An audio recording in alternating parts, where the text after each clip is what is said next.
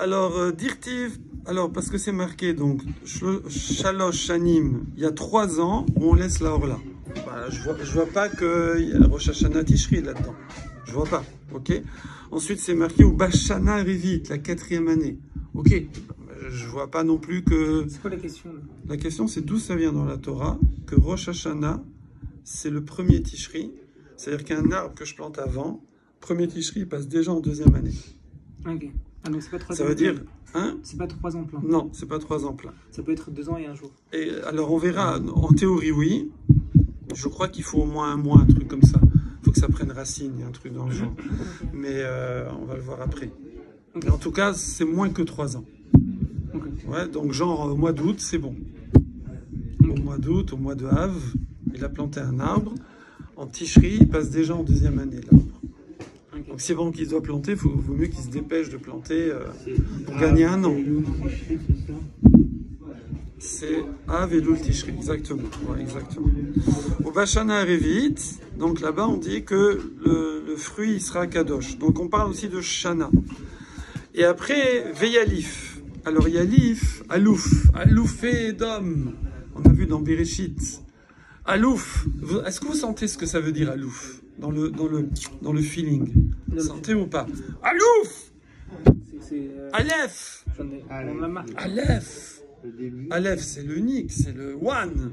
Alouf, c'est le fort, c'est la force. Ouais. Ah, c'est pas quoi. C'est bon, hein? C'est la force. Alouf. Aloufé Edom, c'est les costauds de Edom. Mais ici, Yalif, en araméen, ça veut dire apprendre. Mais c'est quand tu apprends, t'es costaud. C'est qui le patron? C'est lui qui connaît. Hein? Elle est belle celle-là ou pas? Faut aller la chercher, hein? Merci beaucoup. Veyalif. Et déduit. Déduit. Donc c'est le synonyme de limoud. Ilmod. D'accord? L'omed. Veyalif. Shana. Donc c'est l'araméen, hein, Veyalif. Shana. Metishri. Et maintenant, je vais faire un pont sémantique, une Xera Shava. Un Shava, c'est identique. Xera, une coupure identique. Ça veut dire que je dis que ces deux mots-là font un pont entre ce verset et ce verset pour transférer la halakha de ce verset où c'est connu vers un verset où c'est pas connu. Donc le verset où c'est pas connu, c'est la orla. On me dit Shana, Shani. Xera, c'est comme une Xera? Xera, gozer, c'est couper, un décret, c'est tranché. Mais c'est une façon de dire décider, quoi. Okay. Hein, c'est pas couper du beurre. Voilà, sinon c'est khatira. Couper, c'est khatira. Khatira de chocolat, un bout de chocolat. Donc, Xera des Rabanan, on dit, c'est un décret. Hein? Ben, choter, ani choter, c'est je coupe. Ah ouais, je coupe. De toute façon, en hébreu, c'est toujours comme ça. Le verbe, l'adjectif, le nom, c'est toujours la même racine. Alors, des fois, on va utiliser plus. C'est vrai qu'on va utiliser plus.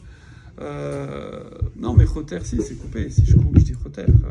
Mais des fois, par exemple, anigar, po, mais j'ai une dira. Des fois, on utilise plutôt. Il n'y a pas de synonyme en hébreu. Mais on utilise des cousins. Et on va utiliser le cousin pour le nom et le cousin pour le verbe. Mais normalement, c'est le même, le verbe et le nom, c'est le même. Je mange du manger. Je mange du manger mangeable. Comme ça, on parle en hébreu. D'accord? Ani ochel, ani ochel nechal.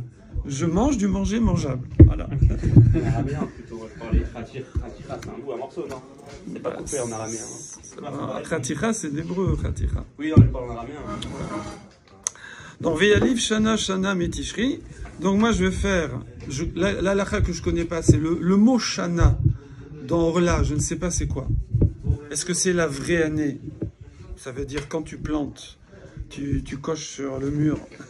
Et quand il y a 360 coches, ça fait un an. On ne sait pas ce que c'est ça. Voilà, c'est ça, on ne sait pas. Ou alors, en fait, c'est le truc qu'on doit laisser de côté. Voilà. Qu'on doit virer. C'est le truc qu'on doit virer. Non, mais c'est un truc. Par exemple, sur le prépuce. Enfin, le voilà, prépuce, ouais.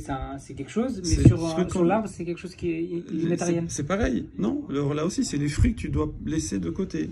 Ah. Pareil, la orla du membre, c'est pareil, c'est un truc que tu laisses de côté. Ouais, c'est le pareil, la orla du cœur, c'est faut enlever les mauvais traits de caractère du cœur. C'est ce qu'on enlève, quoi. Hors là, hors de là, hors de... Oh là là, elle est trop belle. Non, mais regardez. Hors de là, purée. Ve'yaliv shana, shana, metishri. Donc, déduit shana, shana de tishri. Oui. Dirtiv. Alors, il est où le shana que tu vas importer? Donc, tu as un shana qui est clair. Tu vas l'importer pour le shana qui n'est pas clair. Le shana qui n'est pas clair, c'est celui de Orla. On est d'accord? Ouais. Ouais, le shana qui n'est pas clair, celui de Orla. Je ne sais pas c'est quoi shana là-bas. Mais le shana qui est clair, c'est celui qui est dans le verset, où c'est marqué dans Dvarim, c'est marqué Mereshit Hashana, du début de l'année. Ça, Reshit Hashana, là-bas, on voit que c'est premier Tishri. Ok? Donc je veux dire, eh ben là aussi, c'est premier Tishri. Donc je fais de l'import-export. Pourquoi les Juifs sont forts en import-export? Parce qu'ils font beaucoup de Gemara. D'accord? Ouais. Non? Pourquoi je parle d'import-export pour Xera Shava? Parce que j'ai un sujet dans la Torah où c'est pas clair, et j'ai un sujet qui est clair.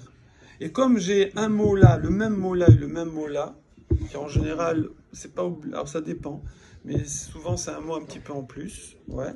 Ça s'appelle Lachon Yetera, il y a Yeter en plus. Alors je sais qu'il est là juste pour faire le pont entre les deux. Et donc, tac, je passe de là à là. Et je prends la halacha qui est là. C'est-à-dire là, la halacha, c'est que c'est premier tishri. Et paf, je la passe dans Orla, où là, je sais pas c'était quoi. La